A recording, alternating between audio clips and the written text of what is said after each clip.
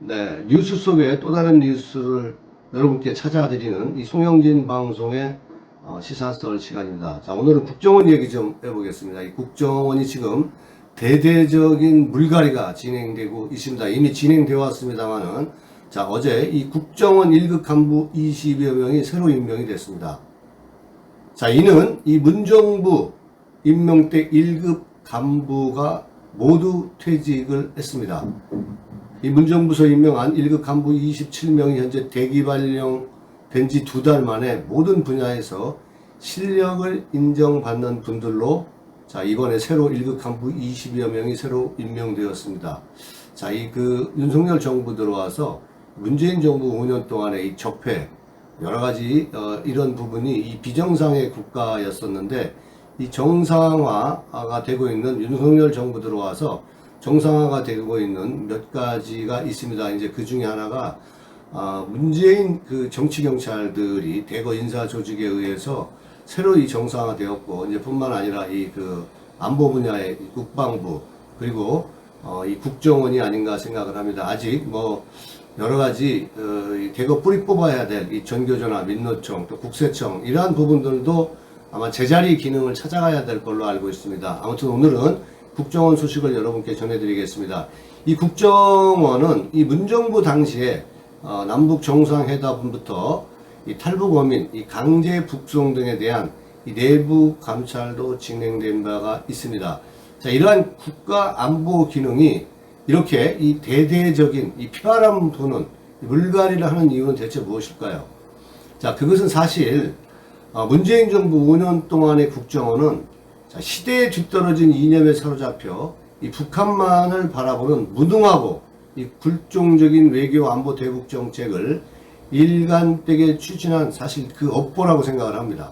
국가 안보를 책임져야 할 이 국가정보기관은 이 형행화된 것도 사실입니다. 국민들의 무관심 속에서 이 좌파 성향의 권력이 이 국정원을 난도질하고 국민들을 불안하게 하지 않았습니까? 심지어 국정원이 북한 바라기의 국정원이라는 말도 있었습니다. 자, 이런 문재인 정부의 5년을 오늘 심층 저격해 봅니다. 이 본방에 앞서 아직 송영진 방송의 구독자가 아니신 분들은 여러분 화면 우측 하단에 구독하기, 붉은색 구독 버튼을 꼭 눌러서 선택해 주시기 바랍니다. 저는 좋은 방송으로 여러분을 찾아뵙겠습니다. 자, 이 조선일보 보도에 의하면 국가정보원이 최근 1급 간부 20여 명을 새로 임명하는 인사를 현재 진행 중이라고 합니다.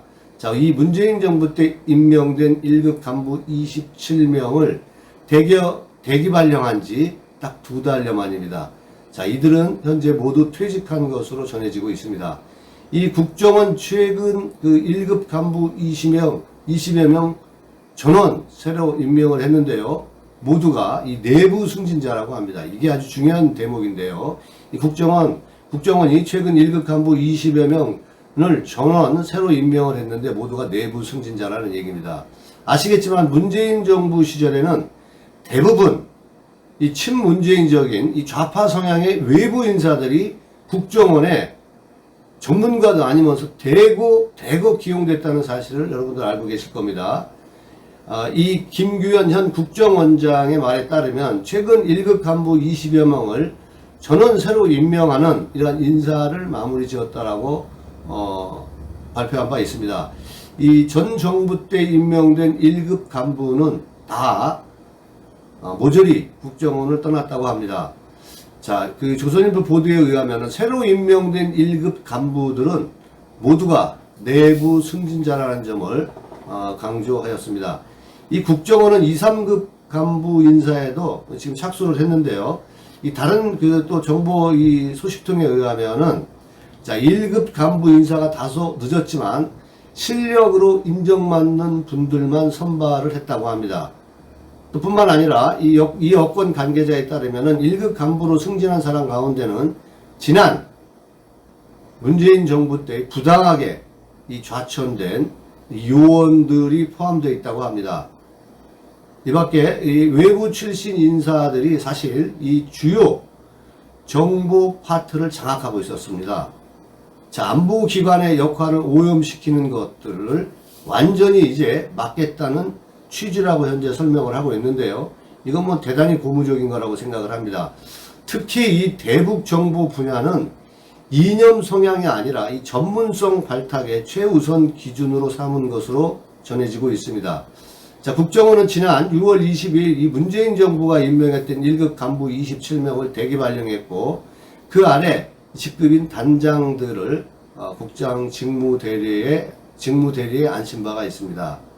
자, 이러한 것에 대해서 또 이제 불만을 품은 이 기사들이 나오고 있는데, 대부분 뭐 한겨레, 뭐 오마이, 여러분 아시는 MBC 아니겠습니까? 이 한겨레 신문은 이렇게 보도하고 있습니다. 정권이 바뀐 뒤 대규모 인사는 불가피하지만 새 국장을 임명도 하지 않고 일괄적으로 대기 발령한 건 이례적이다.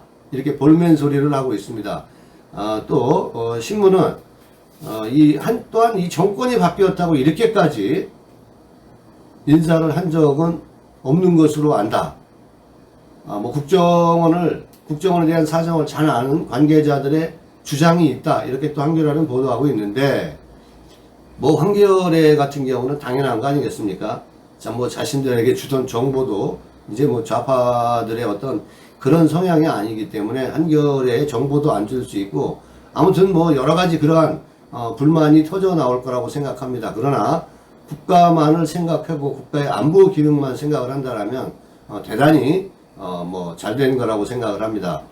이 국정원이 이 문재인 정부 때 사건들에 대한 이 내부 감찰도 현재 진행을 하고 있는데, 자, 그것은 이 문재인 정부에서 세 차례의 정상회담도 있지 않았습니까? 자, 이것도 감찰 대상에 포함되어 있다고 합니다. 자, 이런 지적에 대한 이 한 정부 관계자의 말을 빌리면, 이 국정원이 정권의 시책을 뒷받침하는 기관이 아닌 이 정보기관 본연의 역할에 충실할 수 있도록 정치 지향성이 있는 인사는 이번에 간부 승진에서 뭐 배제할 것이다. 뭐 이렇게 설명을 하고 있습니다. 뭐 언론적인 얘기긴 하지만은 뭐 당연히 그래야 되지 않겠습니까? 이 국정원은 직원들에 대한 이 내부 감찰도 현재 진행 중인데, 이 국정원은 이 데스크포스, 이 TF를 만들어서 2018년 4월 27일 판문점 정상회담 등 문재인 정부 시절에 있었던 이 총 3번의 남북 정상회담 때 이 남북 교섭 과정에서 부적절한 행위가 있었는지에 대한 부분도 앞서 말씀드린 대로 현재 조사가 구체적으로 진행되고 있다고 합니다.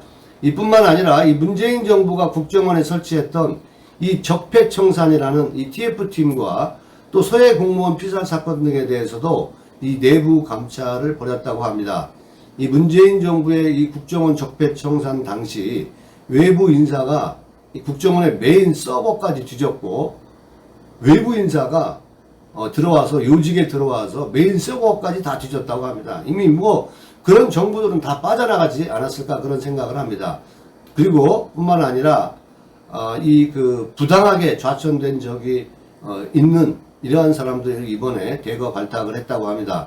이 서해 공무원 피살 사건과 탈북어민 강제 북송 사건과 관련해서도 국정원이 박지원 서울 전 국정원장을 검찰에 고발한 것도 이러한 내부 감찰 결과에 따른 이 결과라고 현재 조선일보가 보도를 하고 있는데요. 자, 이러한 인사에 대한 결론은 이번 국정원의 1급 간부 인사의 어떤 그 쇄신의 특징은, 첫 번째는 그 외부 출신 인사들이 중요 정보 파트를 모두 장악해 안보기관의 역할을 오염시킨 것을 막았다는 데 있지 않나 이런 생각을 갖고요. 자, 이 두 번째로는 이 적폐청산이라는 미명 아래 국정원 내 외부 인사들이 이 적폐청산 TF팀을 설치해서 안보의 주요 부분을 좌파 이념적으로 일관했던 이 TF팀을 해산시킨 것이 아닌가 생각을 합니다.